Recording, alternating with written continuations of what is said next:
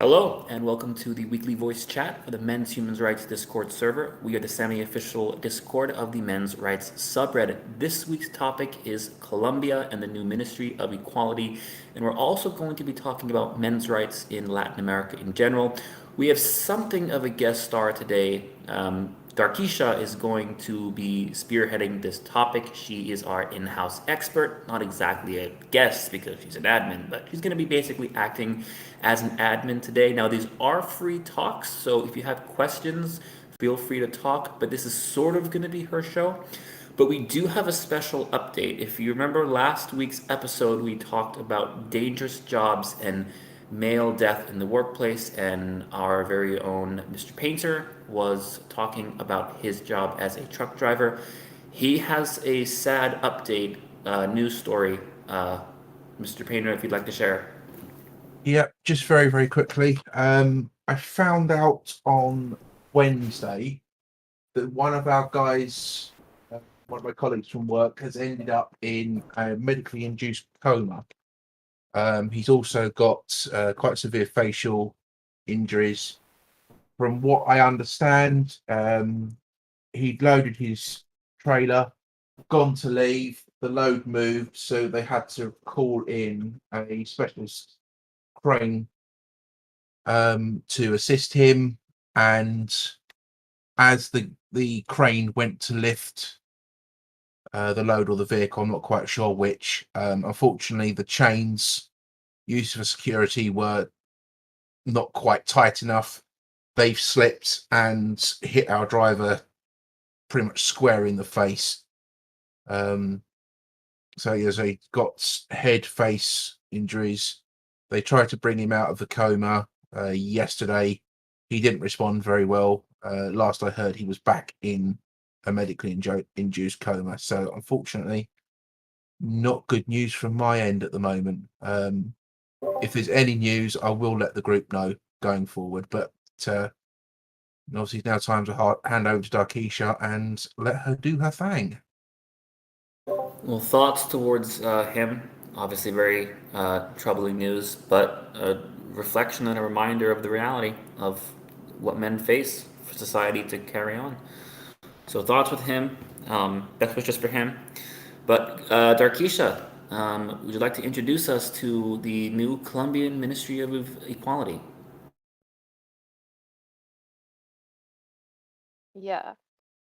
First of all, Mike, prayers to your colleague. Hopefully he'll get out of the coma and get better. That's really sad to hear. Um, but in terms of the Ministry of Equality, so Colombia, for those who are not the most educated in Latin America, is a country in Latin America. It's one of the most north tip countries. It's right on the border of Panama. We recently had our elections in the summer, and so we now have a new president and vice president. With the elections, there is, of course, the board members. Is that how you say it? The board members, the executive members. How do you guys say it? Cabinet, ministerial cabinet of Colombia, which are all, of course, party members of the same party as the president, because the president chooses them. Each cabinet member gets their own ministry. And of course, the vice president counts as part of that cabinet. Um, this is Colombia's first Afro Latina vice president, which is, great move for Colombia. But she has been given her own new ministry, which has not existed in Colombia before. And it's called the Ministry of Equality um, and Equity. So basically, her ministry is supposed to be representation policies around women, people of different colors, like the Afro Latino community, the indigenous communities, LGBT, um, gitanas, like gypsies, because those are communities which are prevalent in Latin America, elderly, underclass, you get the point. Now, granted, Colombia is not the first country to have a ministry of equality per se. Spain has a ministry of women gendered, a ministry of equality and women. Argentina has a ministry of women, gender, and diversity. Chile has a ministry of women and gender equity. There's a ministry of women in Paraguay. There's a ministry of women and vulnerable populations in Peru. So they're not the first country in Latin America or the Spanish speaking world to pull this off. So this has only been the first couple months into the ministry. And so far, their main focus seems to have been economic help to those communities. But one of the biggest issues is that what they don't want to address is the fact that much of the economic disparity in most of these Latin American countries tend to be male. They also aren't addressing the issue of the violence in the country is also very much towards male. You know, they give a lot of help to women, of course not to men, because it's a ministry of equality in quotation marks. So it's about giving more help to women, which honestly is why it probably should have just been flat out named the Ministry of Women instead of the Ministry of Equality. Because equality is such a lie in that name. Um, so with that, so far, it's, as I said, it's in its first months, but it's not being used in the greatest way depending on how you ask. I want to see if I can find it. I was trying to find earlier. There's like a list of these articles that the Ministry of Equality in Colombia is already sort of setting out these lists of people. So I guess there was some kind of recent video that happened, and they're claiming this woman in the video said a Afro Latino like racial slur. She's a Latino woman, and so they're now like on a manhunt trying to find her. Obviously, you should never say slurs, but they're starting to post this kind of stuff for other things as well, which is sort of in a way saying initiating people to allow shaming of people instead of re-educating or trying to understand things. Um, and that said, there shouldn't be slurs said, but I can also understand where people hold hostility against. Um, can hold hostility against the vice president because, of course, she's also working with the president, who, for those of you who don't know, is a former member of the M19.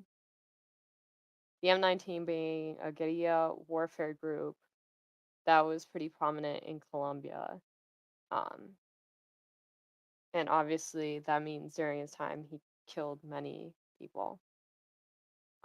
Which actually starts off a little bit into one of the things. Granted, I know this is a wiki post, but one of the things they also don't want to talk about is guerrilla warfare groups are still very much prominent in many countries, and Latin America is one of those areas that just has an unbelievable amount of guerrilla warfare groups. And there's multiple of them in each country, whether it's Chile, Colombia, Honduras right now has quite a bit of them. Mexico, there is a lot of them, and the majority of the recruitment to those groups is to the young male population. The majority of the people who get killed by those groups is the male population. The majority of the people who end up in other groups that try to fight off those groups or the military are men, much like the rest of the world. Colombia also really only drafts men. Um, so the fact that the Ministry of Equality also isn't addressing that is very concerning. As I said, I also have a problem with the fact that some of the articles keep talking about the fact that they believe there's an inequality in the workforce, the labor force. Now, there might be less women, obviously, in higher positions, which isn't an unknown pattern. But in Colombia, because of the poverty rate and so many people barely making enough, everyone tends to work. So the amount of women in the labor force tends to be about 52% women in the labor force, the whole labor force, because you need everyone to be working to get by in a family, women and men, the mother and the father, and sometimes even the kids, which they Question. don't. Oh, ow. Yeah. Do you know if the UN Women is involved in the ministry? Yeah. So, so UN Women has actually met with the vice president of Colombia, who's in charge of the now Ministry of Equality.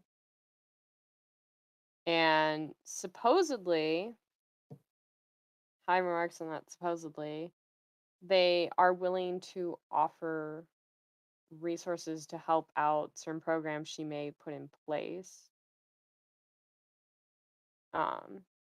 And UN Women already works in Colombia. They have many programs. Granted, as far as I know, all of the programs they have currently are only in the capital, which is Bogota. Um, and they're not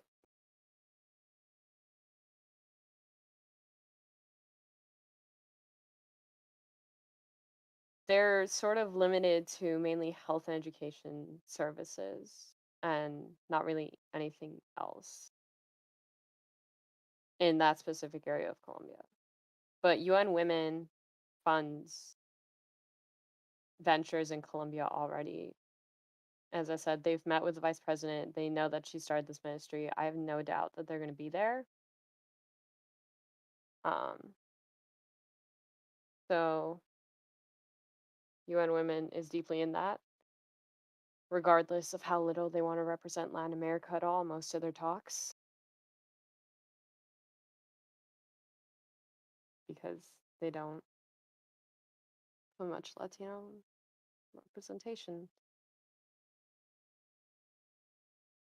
And so, yeah, UN Women is there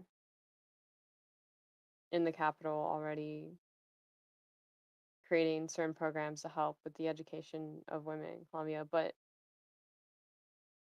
to be honest, the majority of the scope, it seems so far, of the Ministry of Equality has been more towards um,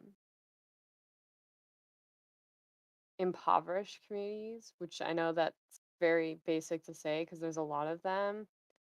But like, I've seen a lot of articles and videos about how like fisher communities, especially Afro-Latino fisher communities, have been heavily supported um, by the Ministry of Equality. A lot of girls in like farming villages are now getting supported by the Ministry of Equality to try and get higher education above like middle school, because some of them don't even make it high school because they have to work in the field. Some of them don't even have an education.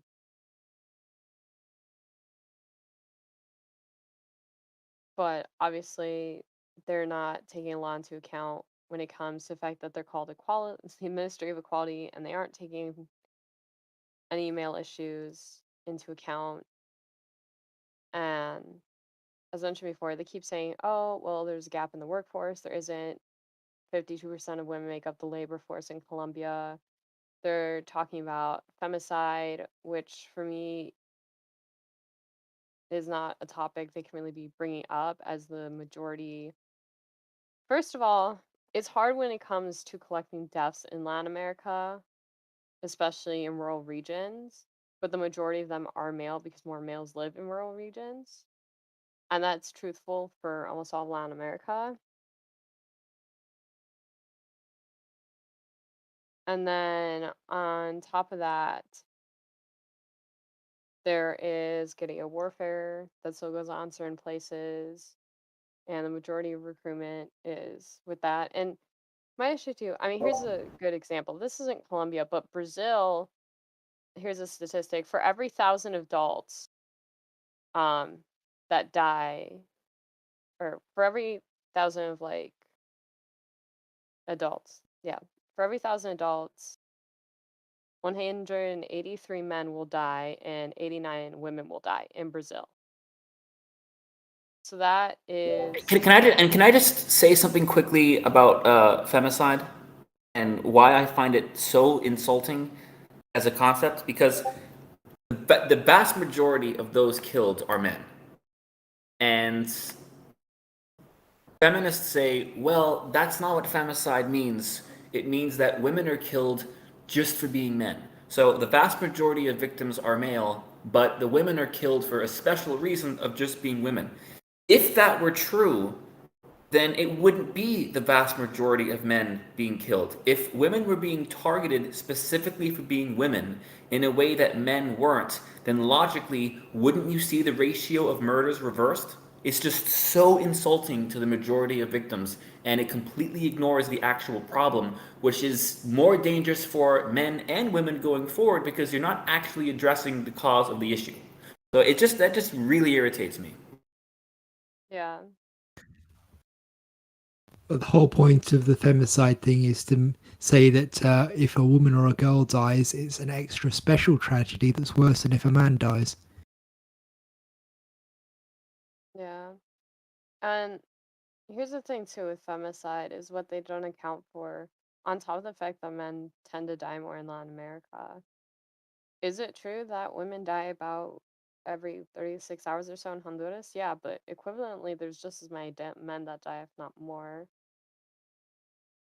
But another thing they don't account for too is what leads to the situations where you end up in a situation like Honduras, which is the absolute refusal of the government to give any kind of support to their men. You know, there's no economic backing, the education is so lacking. The government has absolutely no backbone at all to stand against certain cartel groups or guerrilla warfare groups or whatever else. And so you end up in a situation where the only place that the men of the country can really go to is um, really low income work, being farmers, fishers, you know, truck drivers, that kind of stuff, bus drivers. Some of them, of course, can get careers. Obviously, in like counting and stuff, it's not impossible. There's a huge population of people who are making the bare minimum. Um, and most of them can only really afford trade schools if they're lucky. I know Colombia has like free trade school. They're very lucky in that account. Or, depending on how heavy saturated of an area it is, especially like Honduras, sometimes your only option is to join that cartel or that guerrilla warfare group or whatever, because you don't have many other options. And no government is focusing on giving other options to that male community. And so that leads to a lot more bloodshed. Just a just a thought out there for land governments if they ever listen to this.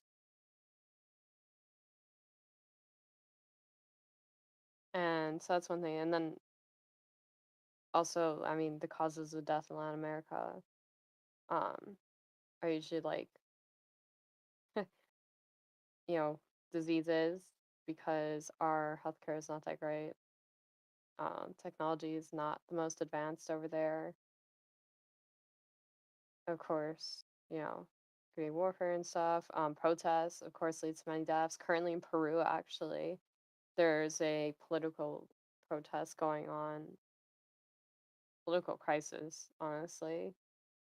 There's just protests all over the streets, and they've already claimed more than 20 lives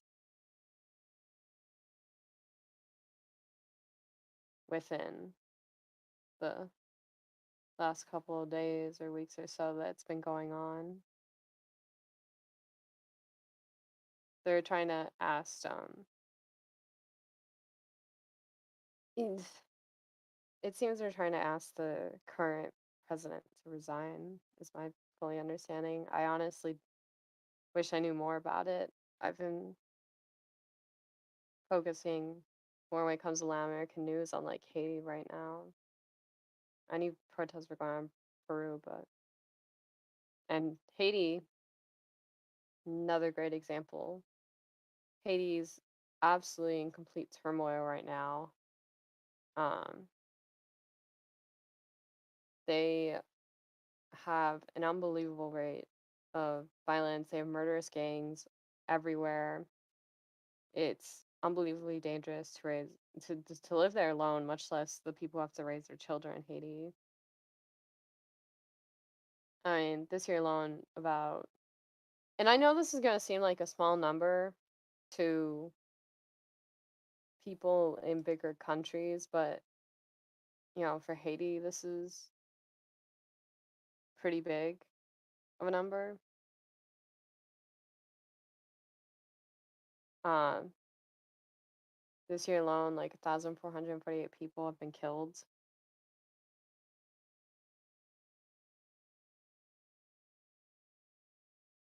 Um, and there have been 1,005 people kidnapped for ransom within this year, and that's ridiculous.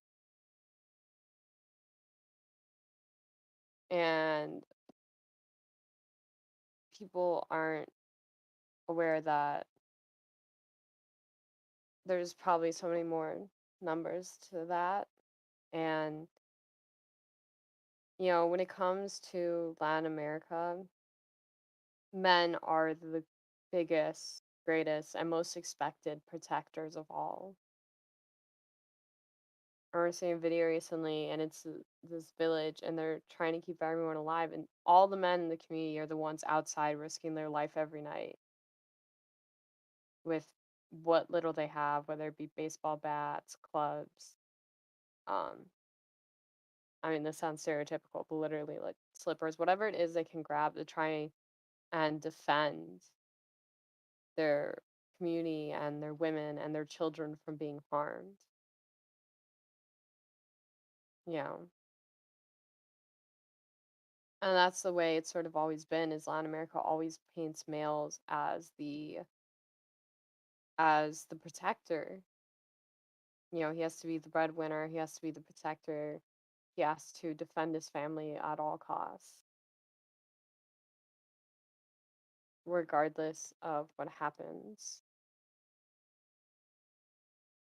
I'm just looking a couple of bits up now regarding Haiti and sort of the violence there. One thing I'm seeing, this is like a little headline: 780 people have been murdered in Haiti between January and May of this year. That's frighteningly high. And Absolutely frightening. that's for what they account for too.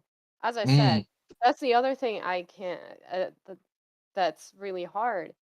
When it comes, we were talking about Ministry of Equality and like all these other places in Colombia, they're when it comes to femicide, it's like they aren't accounting for the numbers that aren't accounted for.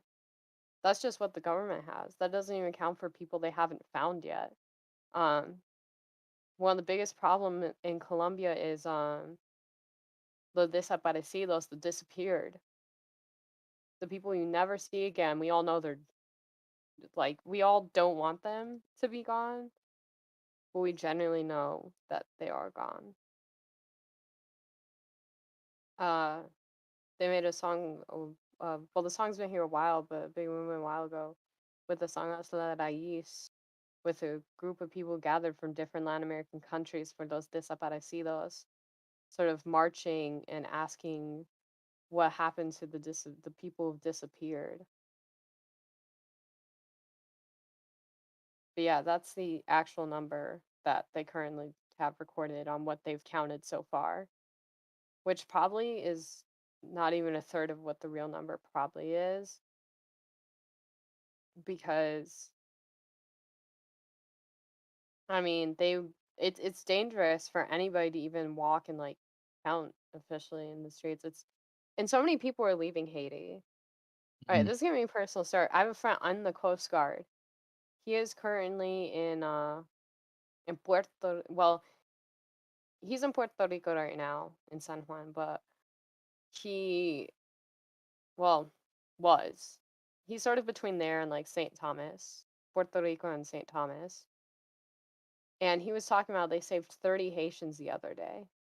Mm. They're so desperate to leave, they are willing to go out, swim in the middle of the ocean, hope to God that they get picked up and taken to Florida.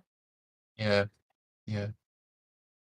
I'm just looking up little bits of data and things. Last year, Haiti overtook Cuba in terms of population size. It's not by very much. And the Dominican Republic's not too far behind either. The Dominican Republic's obviously right next to Haiti, so yeah. Yeah. Slightly. Do you think? I don't know what question to ask. Obviously, we don't really know anything about sort of Latin America, particularly in Europe. I would say probably vast majority of sort of Americans and that wouldn't really know much about sort of the politics of Latin America and what have you. I think Americans are still trying to figure out they're somewhere outside of Mexico. No offense. Well, being from South Florida, we actually have some unique experience with this because we actually had a law. I don't know if we still have it, but for a long time, it was the law and it was considered very discriminatory. It was called the wet foot, dry foot policy. And it was that if a Cuban could put their feet on dry land, they were allowed to stay, but Haitians were not. If they were caught at any point being here illegally, they would be deported. But we have a very large Latin community in South Florida, and there is definitely a perception that Cuban and Haitian immigrants were competing against each other, especially not so much now, but that there was some racial animosity. You see that in a similar way between Black and Hispanic neighborhoods in South Central Los Angeles. But there's always been a perception, and it is true, that Cuban immigrants and their descendants are vastly economically advantaged over Haitian immigrants. Cuban families are wealthy. I mean, the average Cuban family, I think, is above average income. They are more likely to be college educated. They are more likely to have graduate degrees, and it's very common for Cuban immigrants, their children, to become doctors and lawyers. And there is, I think it's very stupid. Most people think it's pretty stupid, but there is debate among, I guess, SJW types, and I shouldn't just say that, but there is the perception of a debate as to, are Cubans white or are Cubans Latino? Because they tend to vote Republican, they tend to look European many times, and so that's something that crops up. But the government of Florida did have a very different response to Cuban illegal immigrants versus Haitian illegal immigrants. They were much more welcoming of Cuban illegal immigrants than Haitian illegal immigrants. So I don't know if that's still the law now. If Haiti has surpassed Cuba's population, I can only imagine how much poverty there must be because behind as Cuba is, I know they're significantly more wealthy than Haiti is. So it must be really bad over there. Yeah. I don't know about the Florida law. I do know that they're taking many Haitians to Florida, that they find at sea with the Coast Guard. But my understanding of that was because if I remember his position, what is it, like the prime minister of like Haiti or something like that, is literally, it's officially so dangerous he cannot be in Haiti. So he is staying in Florida. And so if What? they find Haitians within the ocean, they have to report it to him, Yeah. What Florida. effect do you think the war on, in inverted commas, war on drugs has had within Latin American countries? Has it made things worse, do you think? Uh, ooh. See, that's a complicated answer. Like everything else in the world, a complicated Mm. answer. But see, on one hand, it's had its negatives and its positives. Because before really the war on drugs, things were going unnoticed. You know, I mean, governments are still very corrupt in Latin America. That has not changed. But, like everything was so much more buried, if you will. And there were a lot more desconocidos. There's still a lot of them, but desconocidos, desaparecidos. Still a lot of them. But, I feel like also drugs were taken maybe more regularly in a way, and they aren't so much now. But I can't say it's had much positive effect, to be honest. On one hand, it is nice to see that many of these groups have gotten pushed back to certain areas and they don't have as much control as they used to. So some areas are, of course, now safer than they used to be. My mother grew up with soldiers being on the streets normally. How I sort of, in a way, grew up with that. When we'd visit Latin America, I remember we'd have to get escorted to the car by soldiers from the airport at the beginning of things. There were um, armed soldiers at the airport. They were the ones who also checked our stuff. They walked us to a car. I would see them walking all around the city. And that's how my mom sort of grew up. And then when she was obviously in the farm area, younger life, even then she'd see like soldiers like riding by. And now there can be less soldiers in the area of which she grew up in northern Colombia because things have gotten safer now that the the drug influence and the cartels and guerrilla warfare sort of been pushed back. It's not gone. Even with the peace agreement that was made in Colombia, it's not gone fully, but it is nowhere as widespread as it once was. But I feel like also with that though, it's made those groups so much harsher and it's made them become more dangerous because they have to be so much more armed now that there is all these fines and these things against drugs because that is what they're dealing with. That's what they have illegal arms and illegal drugs, and so now they have to be more violent about it. And it's in that term the negative that things have sadly had to become more violent and hurtful. And so we've seen sort of a rise in deaths, and then governments have not changed much. Many of them still accept money from these cartels, but also now, I think with this, they've now, because they're supposedly quote unquote clean, if you will, or at least they're saying they're cleaner, they're now able to make agreements with corrupt forces. I am very terrible in English today. I'm so sorry. But like,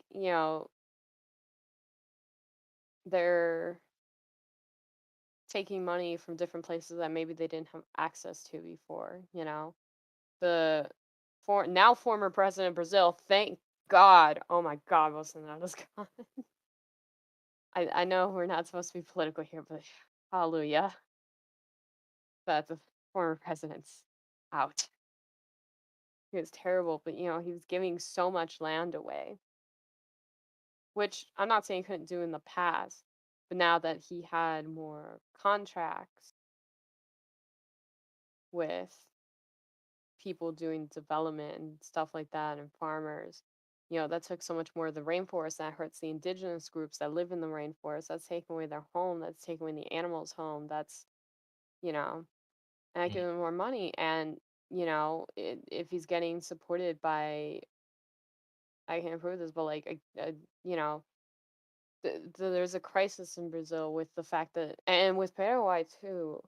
Paraguay and Brazil, the same situation. They're sort of like the dumps of the world. So much garbage is ending up there. And Paraguay is getting buried alive, and Brazil has this huge city that's basically just mainly dumps and little houses, and the people will stay in those like small little places. They're working throughout the week, and they go home at like the weekend, and Mhm. they're not allowed a recycling center. They've been asking for one, and they've been rejected multiple times. When it came to COVID, they were talking about, um, first of all, it was hard as it is in Latin America because, bigger countries have the tools, the utilities, the technology to do that. Latin America really does not have that. We had hospitals overflowing. Um, you know, there were times where we ran out of vaccines for months in a row. Of course, we have rural areas, so it's hard to reach people with vaccines. Um, I know in some Latin American countries, I know I'm talking about Brazil a lot, but like Brazil, I heard about they started piling some people in the middle of certain streets who had died. Oh. Yeah, I'm not the just greatest. I'm just looking up countries by GDP at the moment. Brazil's actually 8th in the world. Surprise, surprise. It's just got just over a GDP of just over $2 trillion. Yeah, Um, and I and think that's the highest ranked of the Latin American countries by quite some margin as well. yep. Colombia is number 38 in the world, 314 billion. Chile's 41, 277 billion. I think if you go by growth, the top country is actually Libya in terms of GDP. But obviously, that's Africa, so not talking about that. But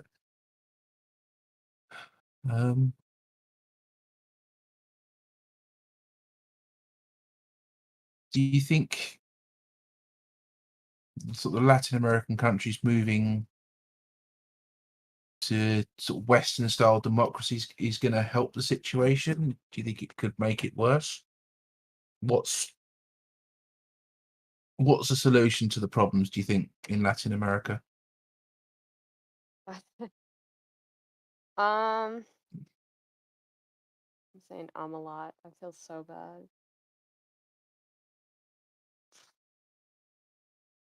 On one hand, democracy has proven in many ways to be very useful in making decisions and helping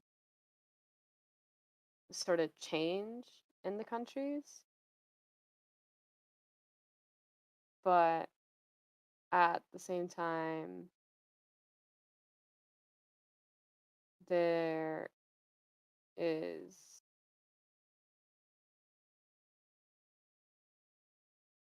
this issue of greed within countries that I think comes as a side effect of it. Yeah, sorry, Ma. But yeah, back to male issues. Yeah, Um, sorry. I know that the people of Latin America are really suffering, but I mean, it's not really our topic, I'm afraid. I mean, there are plenty of I mean, it should be something we should talk about, but maybe not on the live stream, which is specifically meant for talking about uh, the Women and Equalities Party. I think I might have to go in and cut some of this out.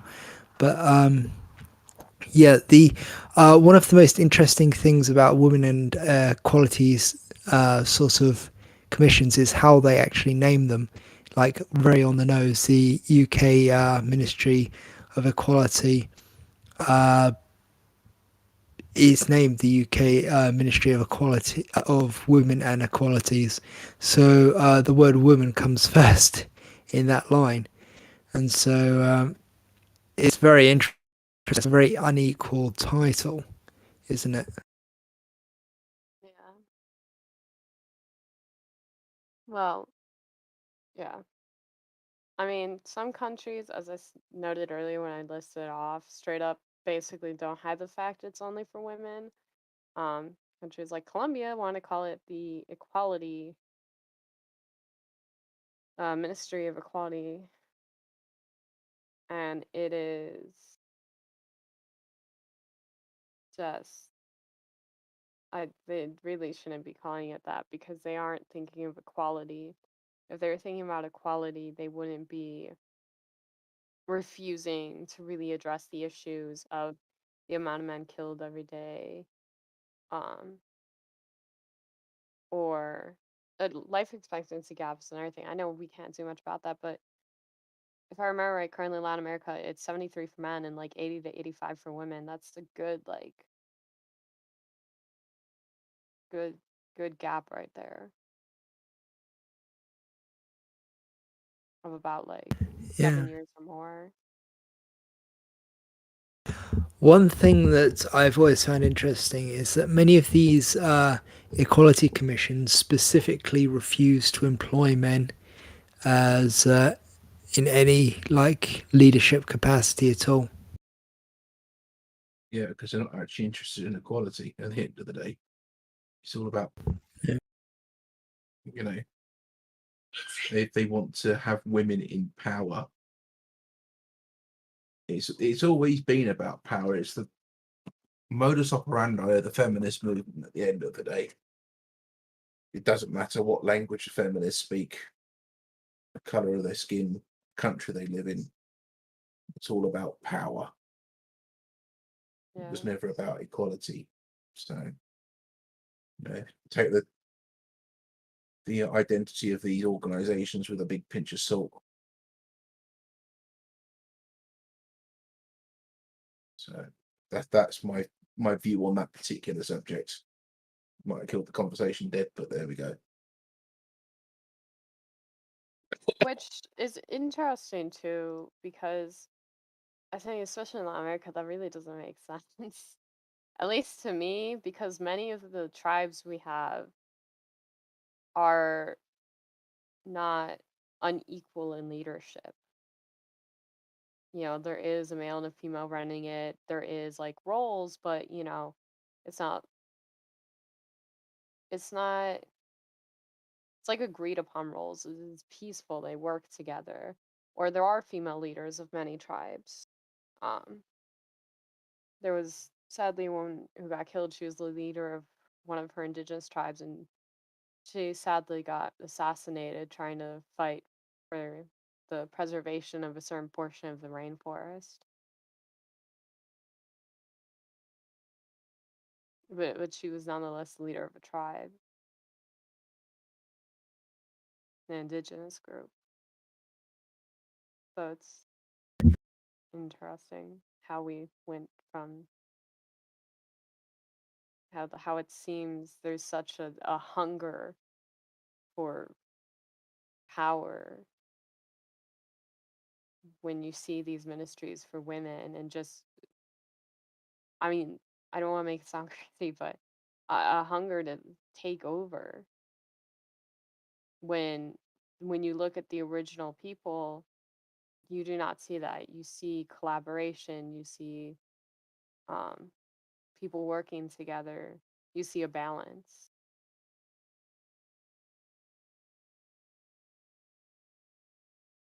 Um, and Latin America, there's like, it seems like they're trying to unbalance things too. I don't know if anyone's aware that there's a thing called machismo, which is like, you know, Yeah, it's what like feminists It would was call this. toxic Oh, sorry. masculinity over here. yeah, There the you go. very Yeah, just masculine white pride. male power. Sorry. Yeah, no, it's fine. Yeah, they have machismo, which is like the masculine, strong, aggressive pride, and the toxic masculinity in Latin America, and they've now made a helpline for it, a helpline to somehow solve machismo, and hmm, it's a question of like why, because it's when you go and learn about the hotline and the whole story about it, it makes it sound like it's blaming men for their machismo, and solely men for their machismo and Hispanic culture and Mm. Latin culture. And yet so much of the pride that they feel, that sort of way of being, stems from the expectations that have been put on them by gender roles, which are equally set up by men and women. And a lot of women still expect it too in Latin America. So I really don't know why they're playing machismo line for the amount of women that still have those expectations in Latin America. I think the whole expectations on men is a universal thing. It's not just Well, I think you know. Go on, Ma. I was going to say I tweeted about this a little while ago. It's that they always have these double standard expectations. They'll expect men to adhere to this feminine standard of behavior, but at the same time they expect men to fulfill their gender roles as men, like 100% of the time. But at the same time, they also expect men to not fulfill those roles and to in fact fulfill feminine roles and be like take the mother role while the woman goes out and works. And at the same time, if you do that sort of thing, then if you do cry on the woman's shoulder and talk about your problems and that sort of thing, you will get called a man baby by the feminists. It's the women and the feminists. I do this carefully, wanting to have their cake and eat it too. And not knowing what kind of cake they want, Yeah. and then yelling at you because you brought them the wrong cake, Yes. and then chucking the cake back at you and demanding a new one. But Yeah. it's this is what you see a lot of on Twitter, where the which is still the feminist nerve center outside of places like Tumblr, but it's very, very much where they go to vent their spiel, and it's interesting to watch it in action with all their their long threads where they talk absolute nonsense about things they don't understand, and like try to, like, all their manipulative language and stuff like that. The manipulative language is incredible to behold. It's like once you start to notice it, you realize that what they say, what they appear to say, isn't anything like what they actually mean. And what they want you to think isn't anything like what they actually believe themselves. Because they will tell you, like, it's all about getting you, like, it's all about the con. They will talk about how men are, like, women are the most, victims of the most serious domestic violence.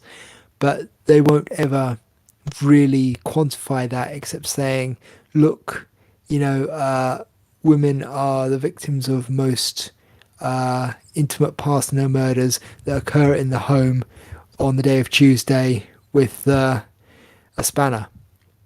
It's like they'll be hyper specific to this one stat that they know that they've boiled down enough that it seems sort of semi-legit, and people will stop listening after the first couple of words and they will not pay attention to the rest, which imply that it's actually a subset of a subset of their data, and they never cite it anyway, so you don't know if it's right or wrong.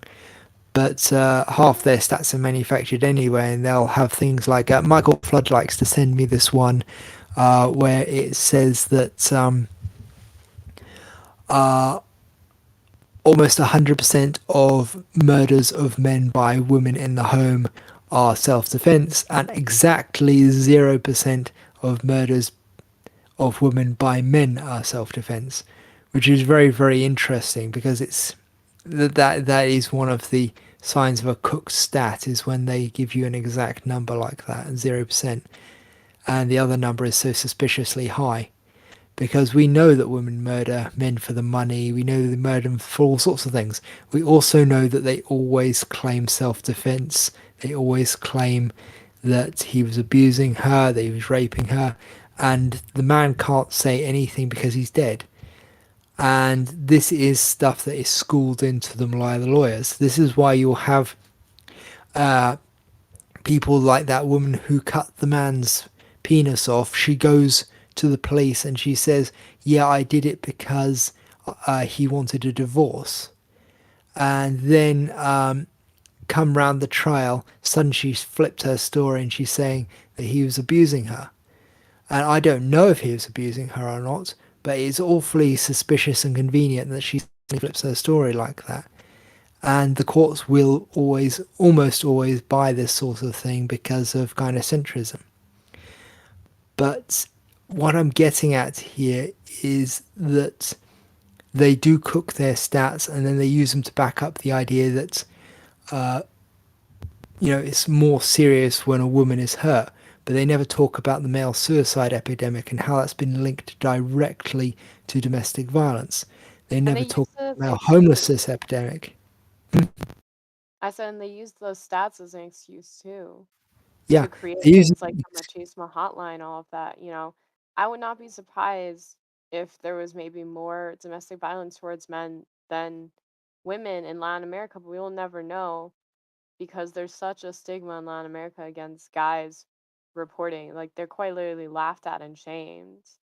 Yeah, and sometimes you also get the case that was on, is it Channel 4, on the documentary in the UK, where the guy died 2 days after being recorded, and his ex-partner, who was the one who beat him and put him in the hospital, was never actually charged with his murder because they said there wasn't enough evidence to say that she killed him, despite the fact he died from injuries she inflicted.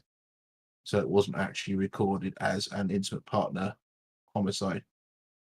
And that's another way that people get around it. There was obviously Sally Challen? She claimed murder by self-defense because she'd been abused for a number of years, despite the fact she went to the ex-husband's house with a knife in her bag and stabbed him to death with it. So She had to drive 70 miles to do so as well. And Yeah. who defended her and fought for her early release? Look in the text channel. feminist organizations. She Yeah. had to drive 70 miles 2 years after the fact. That is not self-defense by any metric or any measurement. No, it's not. It's not. So I take any kind of domestic abuse, domestic violence defense claims with a South Atlantic sized pinch of salt. I don't put any real stock in them, to be quite honest with you. there have been so many cases you just go, I mean, there was even reports that Rihanna wasn't as innocent as she claimed to be.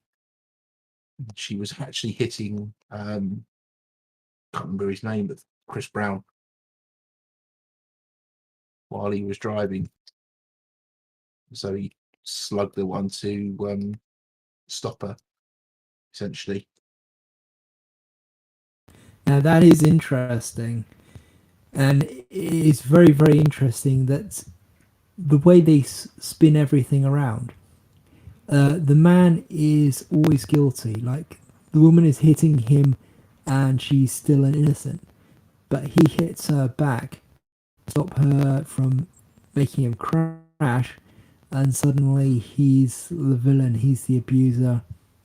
And every bit of guilt that belongs to her is offloaded onto him.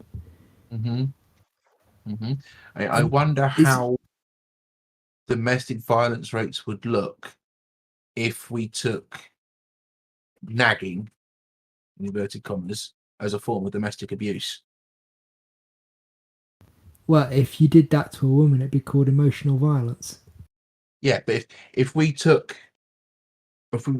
that was recorded, so women nagging their husbands for whatever reason that it might be, if we then recorded that as a form of domestic abuse, I wonder how domestic abuse, domestic violence stats would then look.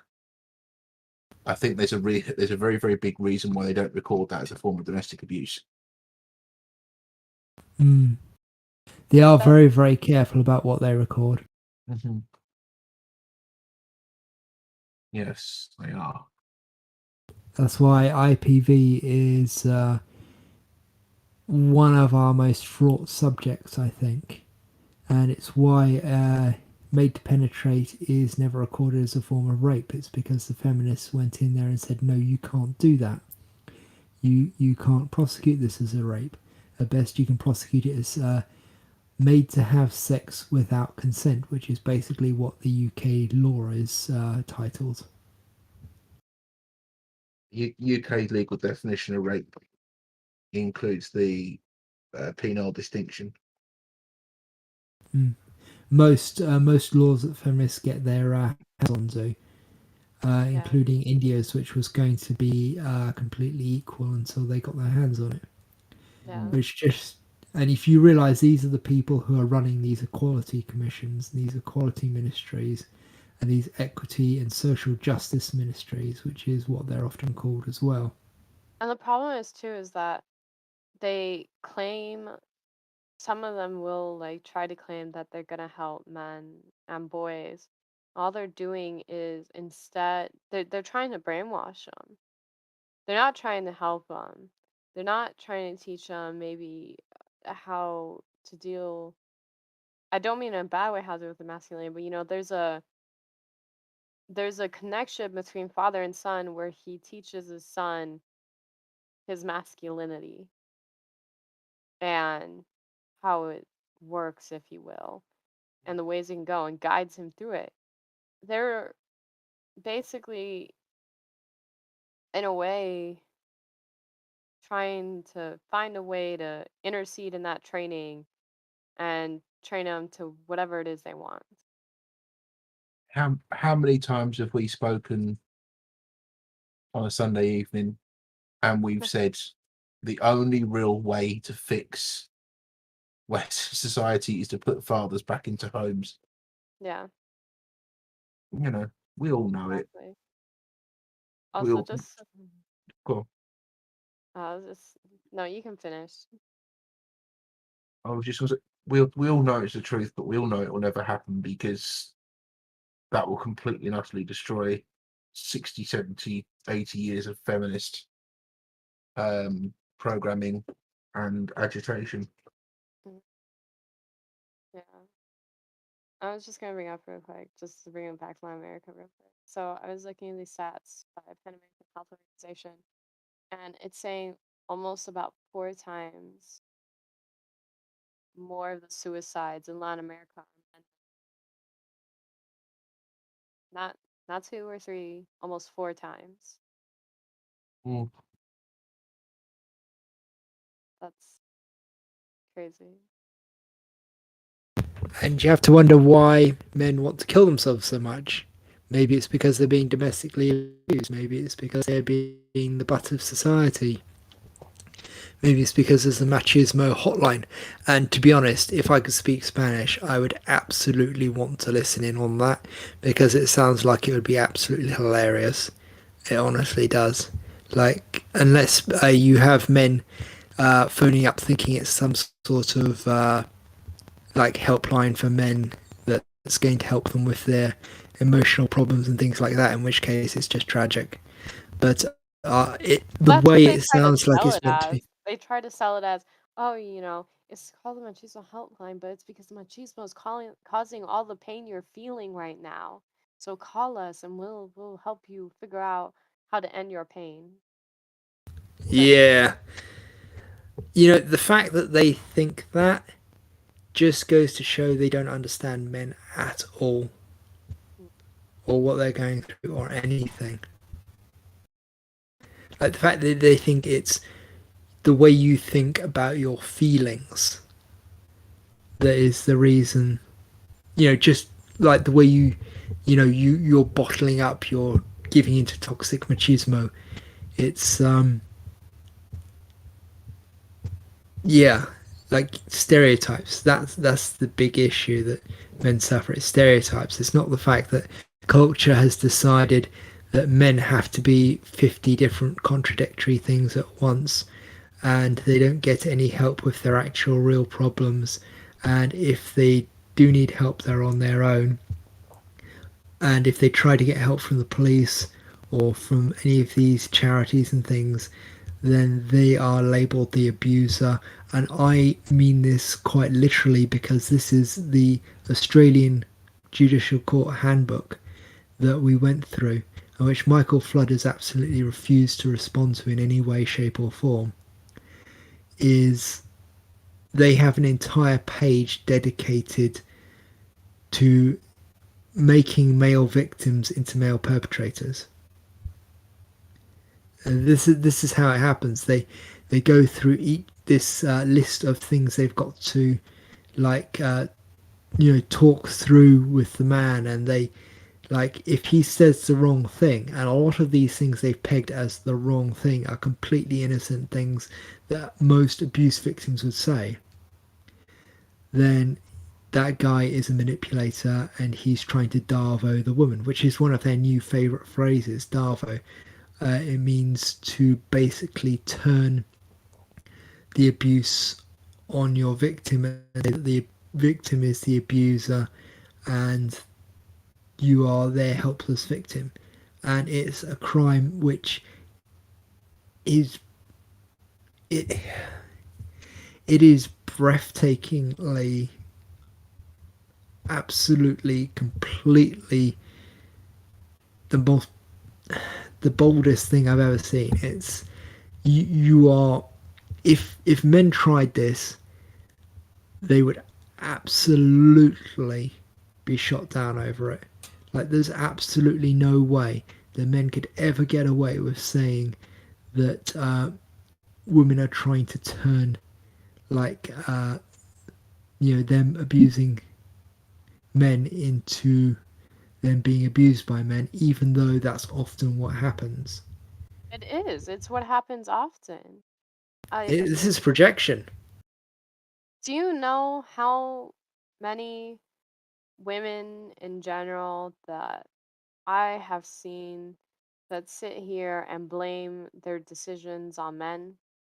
Oh my God, you made me drink so much last night. Oh my God, why'd you have me drink so much last night? Why did we have sex last night? Yada yada yada. As if they're completely incapable of their own consent and responsibility, even though they chose to consent.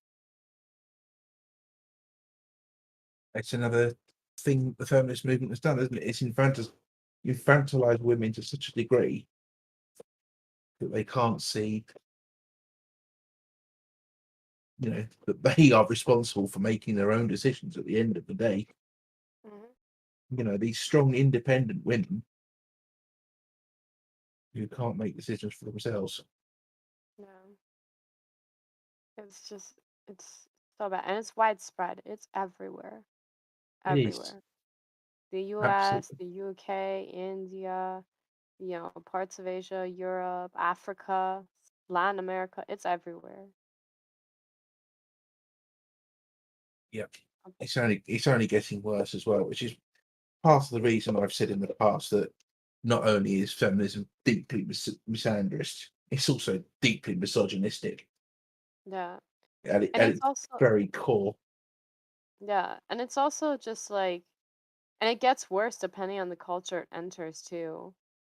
I mean, I'm not Indian. I've only heard from our Indian members, but I can't help but also wonder if a mix of that and the sort of culture India already has sort of added to the explosion. Because I can tell you that that's very much the case. It was that attitude mixed with the kind of stereotypes and the ideals and the expectations we already had, you know, I think sort of mixed into that. The machismo, yeah, it's real.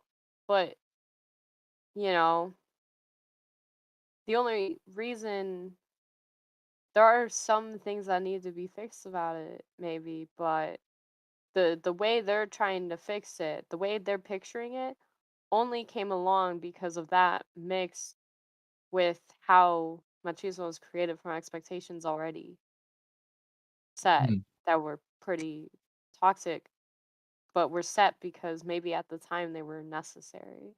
Yeah. So it's just, ugh. Yeah. Questions, anybody?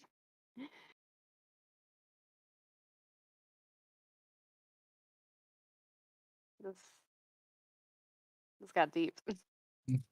Yes. The problem is none of us understand Latin America because we're not from there. Yeah. So all the questions that we need to ask really, unfortunately, revolve around the politics of Latin America. And until Yeah. you really understand the politics of somewhere, you can't understand the culture and you can't understand the problems and you Yeah. can't understand what solutions to the problems there might be. Yeah.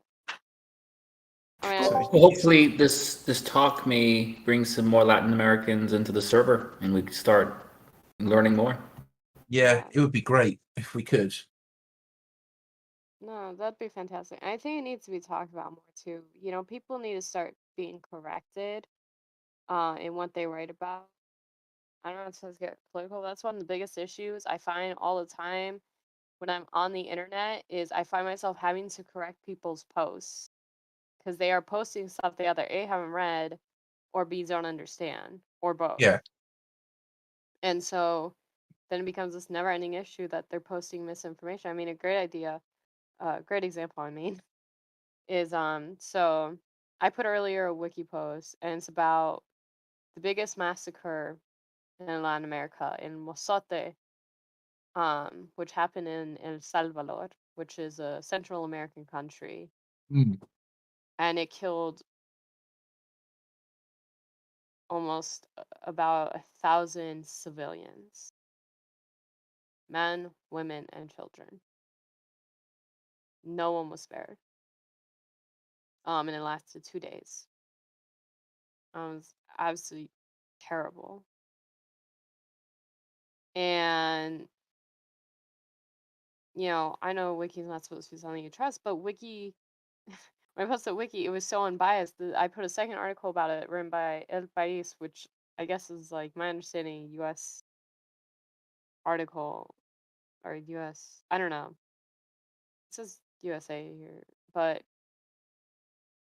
it's so slightly, it's still accurate the writing this guy putting. He's putting people's stories, but so many of these stories are about the women that died and not the men. Mm. It's like they're erasing all the men and the boys that died. They're talking about the women, and then when they talk about children, they just say children, or if it's a little girl, they will specify it's a little girl. Yeah, how many times have we seen that? And it's just absurd how biased it is. That's the same thing when I see articles written about issues going on in Latin America. No, they will not use the word male. It's civilians, it's peasants, it's children. Unless obviously there's a woman involved or a little girl, and then it's little girl or woman or, female. So they're not really they're trying to focus it on something. They're trying to push something instead of actually talk about the issue. Mm. Well, let's look at oh God, Boko Haram in Nigeria. They did exactly the same thing. 300 girls go missing, taken hostage or what have you by Boko Haram. The world's up in arms. Over 2,000 men and boys murdered. Nobody cared. And 10,000 kidnapped. Yeah. So, unfortunately, there was a really Actually, it great might have little, been 100,000. yeah, possibly. There was a really great little video circling TikTok, and it was like one of these street interviews. I think it was in someone like Las Vegas, and I suspect the woman being interviewed was probably a lesbian. I won't go into why I think that, but I suspect she's probably lesbian. But she was talking about feminism, and she basically turned around and said, "There's money to be made by my victimization," and that's it in a nutshell. Women's victimization means money, whether that's money to organizations or money to solve the problem. I mean, Karen Strawn was talking about Boko Haram when the aftermath of all that, and she said, there was nothing for the boys and the men, but all of a sudden, millions of dollars worth of aid and support and everything else was found as soon as 300 and something girls went missing. If we'd have done something about the men and boys being murdered and captured and sent off to war and God knows what else, the girls would never have gone missing because Boko Haram would have gotten the attention they craved. So yeah, there's money to be made from female victimization that there isn't from male at the end of the day. Yeah. And they'll paint the issues the way like toxic feminists, I guess is the best way we want it painted. They'll only talk about how it hurts women. They'll target it so people do help towards women, but they won't actually solve any issue.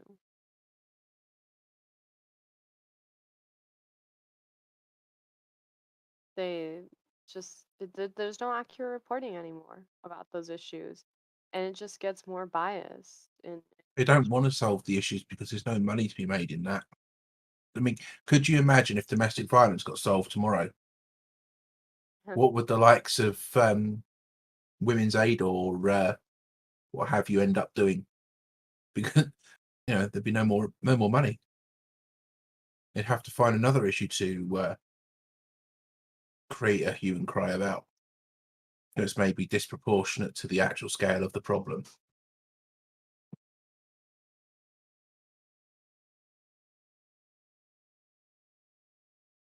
I mean, it's like UN Women said in their talk, essentially. They've their funding overall has risen 8% in every country, but also it's not enough funding, and they're totally underfunded, and they need more money. Yeah. That that's something I couldn't get. There were so many people at that UN Women talk that kept, they kept asking about men, and and this one woman's talking about, oh, I'm so sad people are asking about men. I'm like, they're asking about men because UN Women keep saying, yes, we are going to take care of men. Well, what are you doing? Where is the help? What specifically are you doing outside of just talking? Where is the I support? mean, Where's the educational support? Where is the economic support? Where is the interference? Where is anything for them outside of just your big I mouth right now? Sorry. I know where the educational support is. It's in brainwashing. They were lauding themselves over their ability to brainwash boys, and they were talking about how it's a lot easier to brainwash boys if you don't treat them like scum. And this is their big revelation. Like, you don't treat the boys like scum, you're nice to them, and you can get them to do what they want, what you want, because, like, you're saying, oh, you've got to take care of the girls. And that is cat boys, is taking care of girls. Yeah. Because boys are just like factory programmed to take care of girls.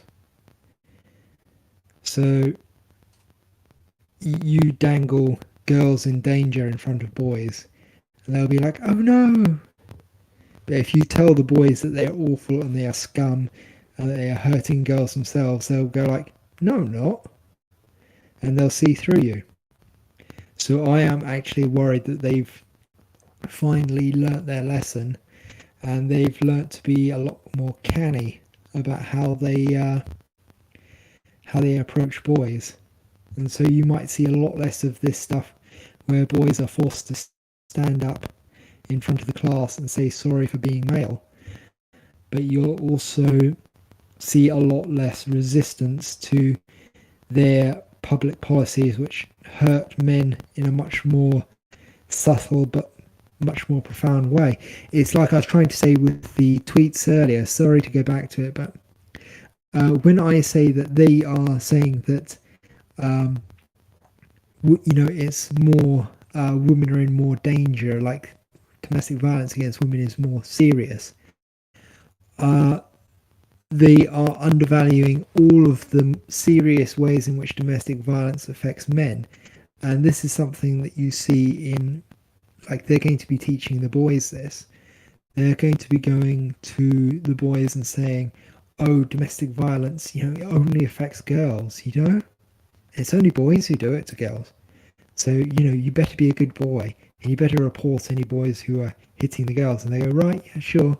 And then when the girls kick the boys in the nuts because they think it's funny, which is something girls do, like quite a lot, especially in like middle school, high school sort of time, they'll just like try and line up a nut shot on a boy because they know they'll get away from it, and they think it's really funny when the boy's writhing all around on the ground and puking. That's not abuse. Like, let's not do anything about that. Let's not have a day to talk about that kind of violence. But they'll drum it into the boys again and again not to hit the The fact girls, that, which is they've done for thousands of years.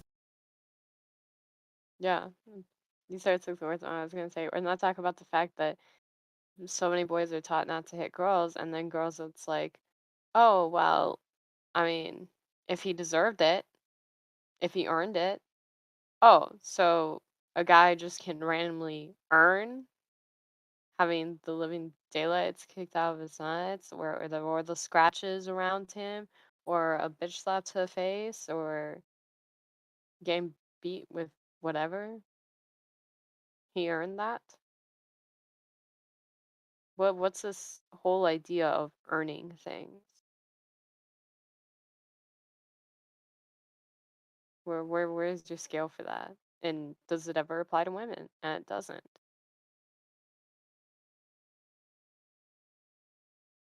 Just guys have to take everything. That's what they teach them. Does anyone remember the Chicago bus driver incident? I'm assuming that's a no. That woman kept on. Which one? There was one. It's Yeah. the one where the guy just quit. No, he There's a lot of those here. yeah, it's the one. I'm sure it was Chicago. The one where the driver. Pepper spray one, the one where he just up and left, the one who got like stabbed almost, or No, this woman was hitting and spitting and doing God knows what else. And in the end, this was why the driver was driving. In the end, he stood up and with everything he had in his body, he uppercut her. I'm sure that was Chicago. it And probably was. it's a really famous video. I'm surprised nobody else remembers it. It's not that we don't remember, it's just there's so many things happen to Hang bus on. drivers in this city, sadly, that it's like it could be one out of 100 viral videos of the bus driver got attacked by this person, or got stabbed by this person, or up and quit, or was a harasser. Poor bus drivers in Chicago. Those poor souls. They are just hurt by everybody. Hang on. Right. So I found the video. Is it Chicago? It was a good few years ago. Very good few years ago. Hang on. There you are. There's the video of it. And I think in the end, he turned around and said, "You're going to behave like a man. I'm going to treat you like a man." And honestly, with everything he had, he just not, and I got stabbed. I mean, I'll never forget. It's I because of think- me that the store was still open for you.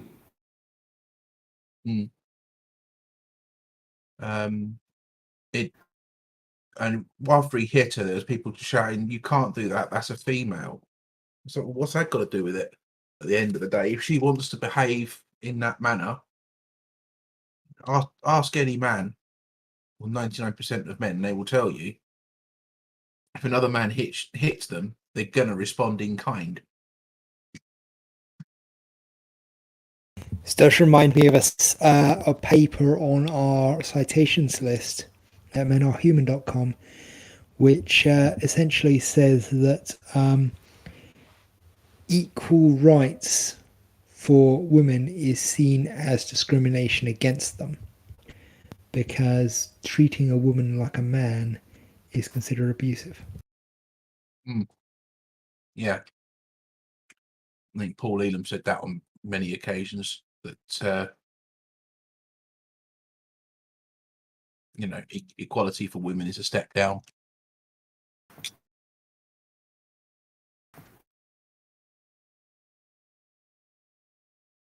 Real equality is a step down to them, even though it's what's fair.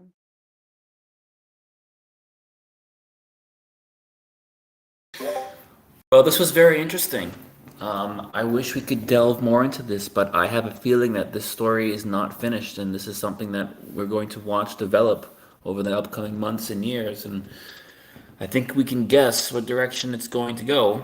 And, it'll be interesting to see when different regions of the world, when the men and women start pushing back, when it becomes so blatantly unfair and sexist and intolerably discriminatory and unjust, and what that's going to look like. So it's not a good situation.